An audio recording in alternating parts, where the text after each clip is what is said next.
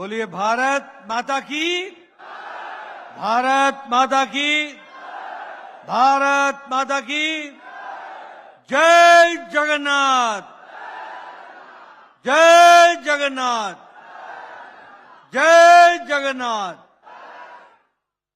आज के इस चुनावी सभा में मंच पर उपस्थित हमारे भारतीय जनता पार्टी के प्रदेश के जुझारू अध्यक्ष सम्मान्य मनमोहन सामल जी,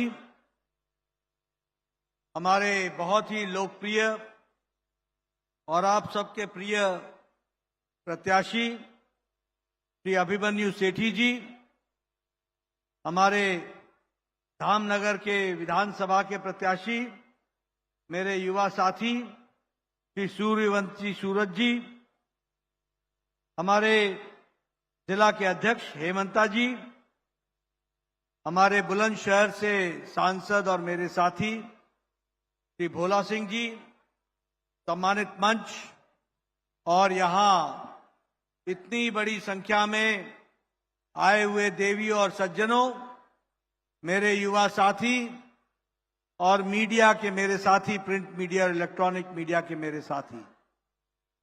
मुझे बताया गया है कि आप सब लोग लगभग 10 बजे से यहां पर डटे हुए हैं और इतनी गर्मी में आप सब लोग मुझे सुनने के लिए यहां रुके रहे। सबसे पहले तो आप सबका बहुत बहुत धन्यवाद कि आपने इस गर्मी में मुझे सुनने का कष्ट किया है।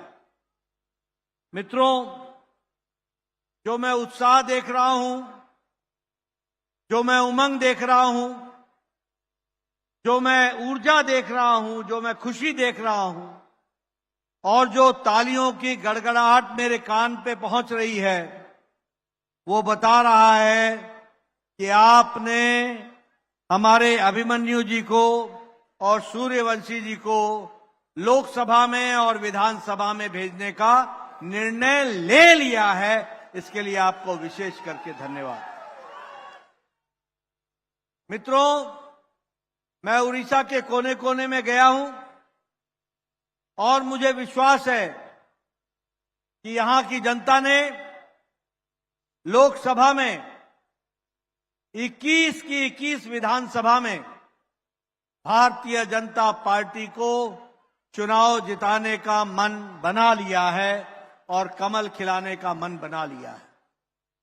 साथ ही साथ उड़ीसा की जनता बीजू जी को, पार्टी को और विशेष करके नवीन भाई को अब आराम देना चाहती है और भारतीय जनता पार्टी को काम देना चाहती है। यह साफ लिखा हुआ है और इसीलिए उन्होंने मन बना लिया है कि वह बीजू जनता दल को छुट्टी करेंगे और भारतीय जनता पार्टी को यहां भुवनेश्वर में विराजमान करेंगे।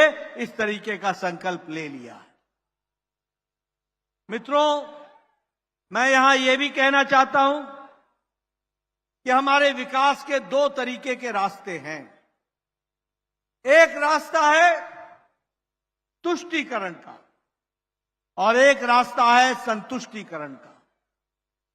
हमारे विरोधी दल तुष्टीकरण करते रहे सालों साल और तुष्टीकरण के लिए वोट बैंक की राजनीति को खड़ा किया और वोट बैंक की राजनीति को खड़ा करने के लिए भाई को भाई से लड़ाया, जाति को जाति से लड़ाया, धर्म को धर्म से लड़ाया, इलाके को इलाके से लड़ाया।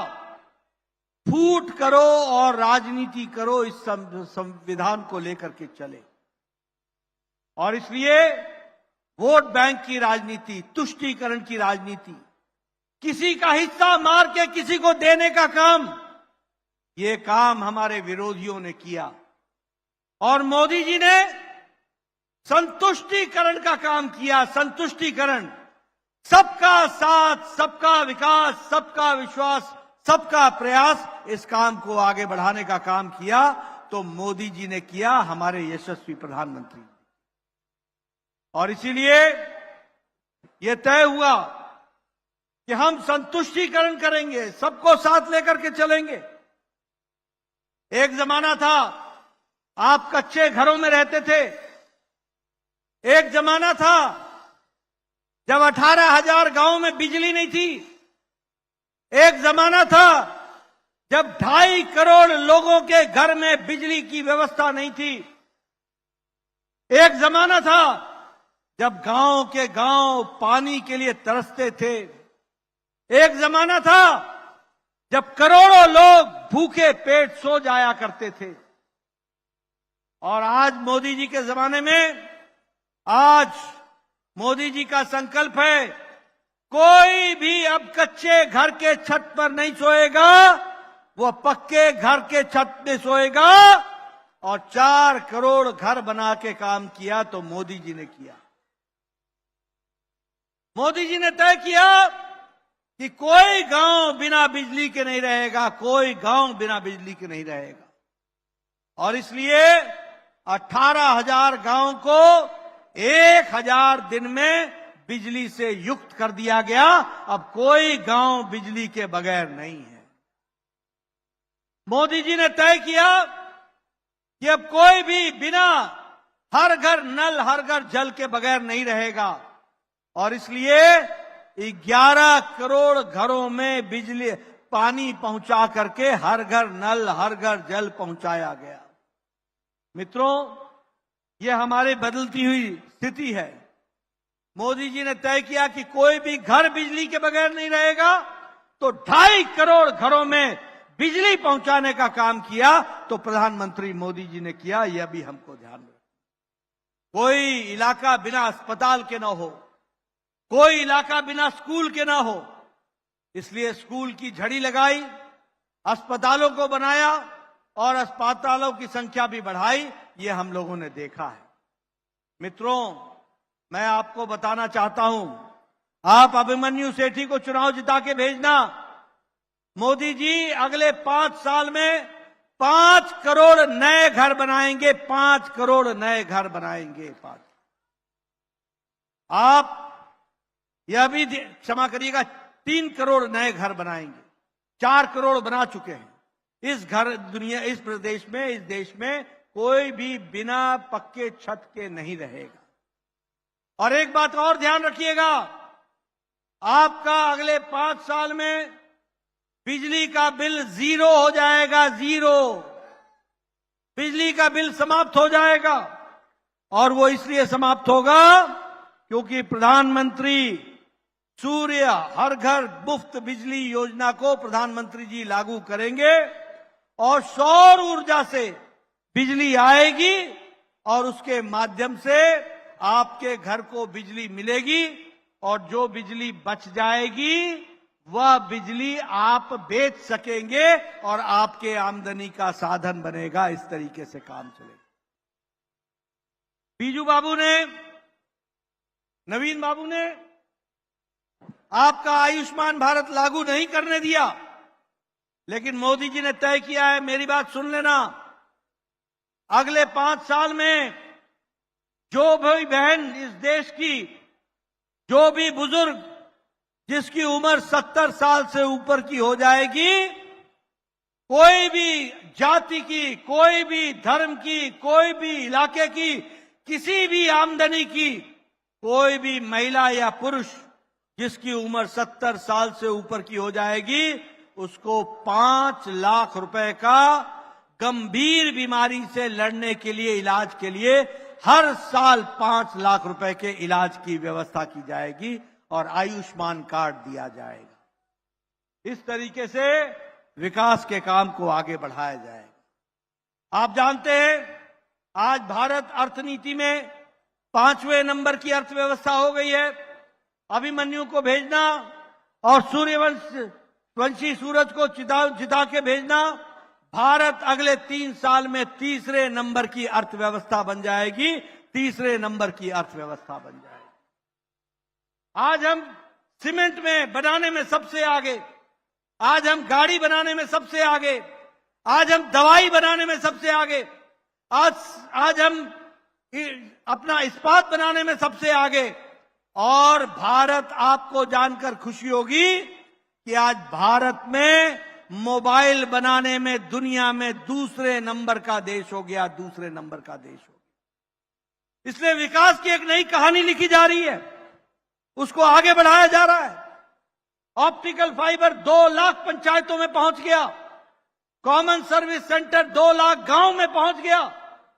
जो लोग डिजिटल की दुनिया बोलते थे और कहते थे कि डिजिटल भारत तो अनपढ़ है, भारत तो अनपढ़ है, यहां मोदी जी आपका डिजिटल क्या काम करेगा, उनको भारत के सामर्थ्य का पता नहीं था।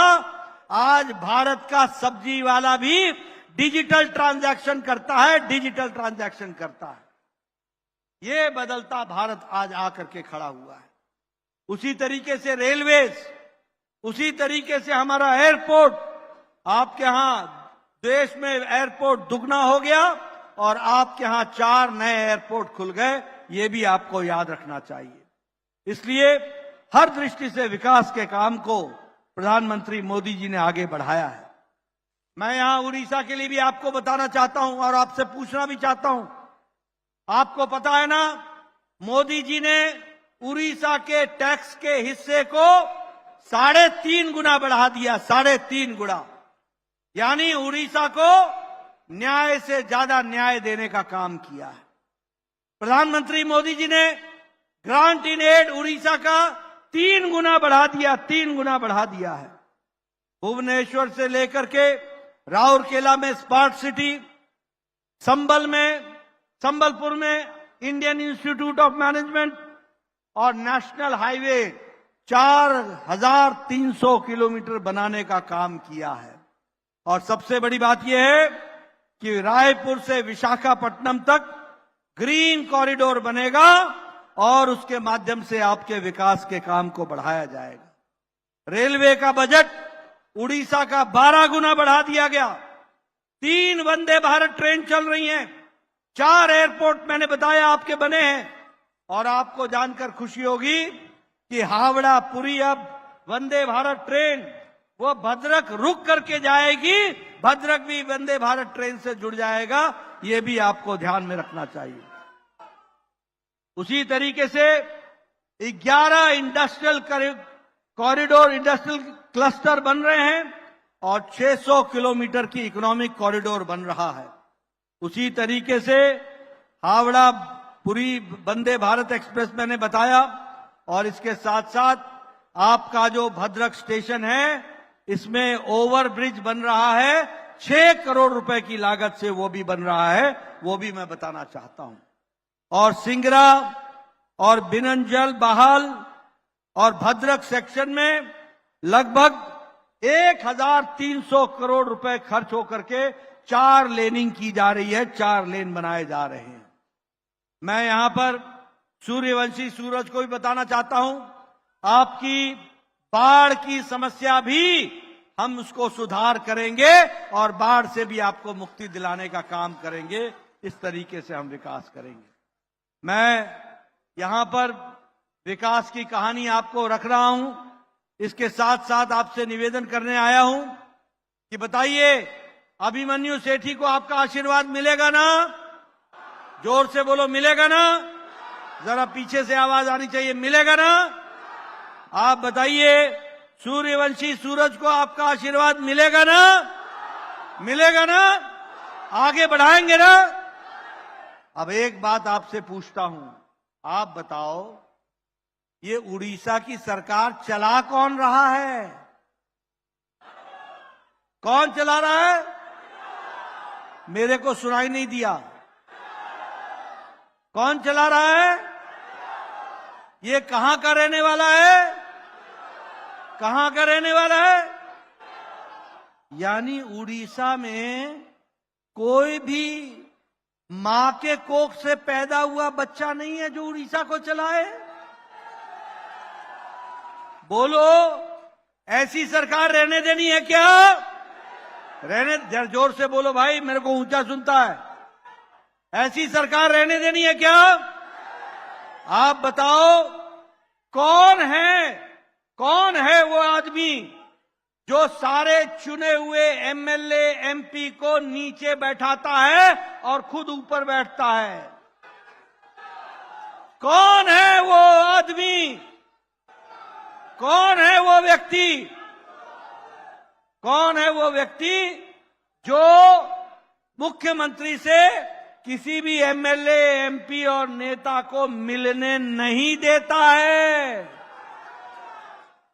आप बताओ, ये कैसा प्रदेश है जहां चीफ सेक्रेटरी और डीजीपी भी मुख्यमंत्री से नहीं मिल सकते हैं? ऐसी सरकार चाहिए क्या? जरा जोर से बोलो। ऐसी सरकार को धक्का दोगे ना? धक्का दोगे ना? आप बताओ, क्या यहां पर काम करने के लिए ठेकेदार नहीं है क्या? कोई उड़ीसा का कोई नौजवान नहीं है क्या? कोई नौजवान नहीं है क्या? लक्ष्मी बस के सेवा का ठेकेदार को कहां का है? आप बताओ, स्कूल ड्रेस बनाने वाला ठेकेदार कहां का है? आप बताओ, साइकिल बच्चों को देने वाला ठेकेदार कहां का है? आप बताओ, खाने की व्यवस्था, भोजन जो स्कूल में दिया जाता है, उसका ठेकेदार कहां का है? कोई उड़ीसा का है क्या? कोई उड़ीसा का है क्या? आप बताओ, कोल्ड स्टोरेज बनना बंद हो गया, सिंचाई का काम बंद हो गया कि नहीं हो गया? आप बताओ, टेक्सटाइल की कंपनियां बंद हो गई कि नहीं हो गई? आप बताओ, चीनी मिल बंद हो गया कि नहीं हो गया? आप बताओ, रत्नाघर का खजाने की चाबी खो गई कि नहीं खो गई? कहां गई? किसने छुपाया? किसने छुपाया? बोलो, ऐसी सरकार को रहने दोगे क्या? हम आपको विश्वास दिलाते हैं, आपने 25 तारीख को और 1 तारीख को आपने भद्रक की चाबी खोल देनी और भुवनेश्वर की चाबी खोल देनी। रत्नाकर की चाबी मिल जाएगी और रत्नाकर की चाबी खुल जाएगी, याद रखना। बताओ, जो भगवान जगन्नाथ के साथ ईमानदार नहीं रहे, वो तुम्हारे साथ ईमानदार रहेंगे क्या? रहेंगे क्या? ऐसे लोगों को रहने देना है क्या? मित्रों, यह स्थिति आकर के खड़ी हुई है।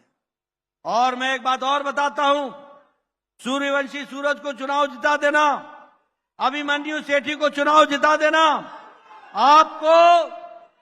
आपको राइस का, चावल का, पैडी का 3100 प्रति क्विंटल से आपके खाते में आपका ट्रांसफर हो जाएगा और समृद्ध कृषक नीति को हम लागू कर देंगे। उसी तरीके से हमारी बहनें हैं, उनको सुभद्रा योजना में 2 साल के लिए 50,000 रुपए का कैश वाउचर दिया जाएगा, ताकि वो जो चाहे खरीद सकती हैं और उनका विकास हो सकता है, उसको काम में जोड़ा जा सकता है। उसी तरीके से हमारे बुनकर समृद्धि निधि के तहत हमारे बुनकर भाइयों को 3,000 रुपए का, जो 40 साल से 60 साल के बीच में हैं, उनको आर्थिक मदद दी जाएगी। इस तरीके से काम होगा। मित्रों, मैं आपको विश्वास दिलाता हूं कि रत्नाकर भंडार के साथ न्याय होगा। भगवान जगन्नाथ के साथ जो ये लोग बेईमानी की है और जिन्होंने अन्याय किया है, इनको घर बैठना पड़ेगा और हमारी सरकार आएगी, हम इसकी इंक्वायरी करेंगे और रत्नाकर भंडार की चाबी ला करके रत्नाकर भंडार के सारा साजो सामान संभालेंगे। और उसी तरीके से बताओ, ये बाहर के प्रशासक को बाहर भेजोगे ना? छुट्टी करोगे ना? उड़ीसा के बेटा या बेटी को बैठाओगे ना? और उड़ीसा का बेटा यहां राज करेगा ना? और इसलिए जरूरी है कि 1 तारीख को कमल का बटन दबाकर, फूल के बटन को दबाकर चुनाव जिताओगे। बोलो करोगे ना? मैं इधर से सुनना चाहता हूं, करोगे ना? उधर से सुनना चाहता हूं, करोगे ना? मैं उधर से आवाज सुनना चाहता हूं, करोगे ना? फिर एक बार, फिर एक बार, फिर एक बार, अब की बार, अब की बार, अब की बार। बहुत बहुत धन्यवाद। जय भारत, जय उड़ीसा।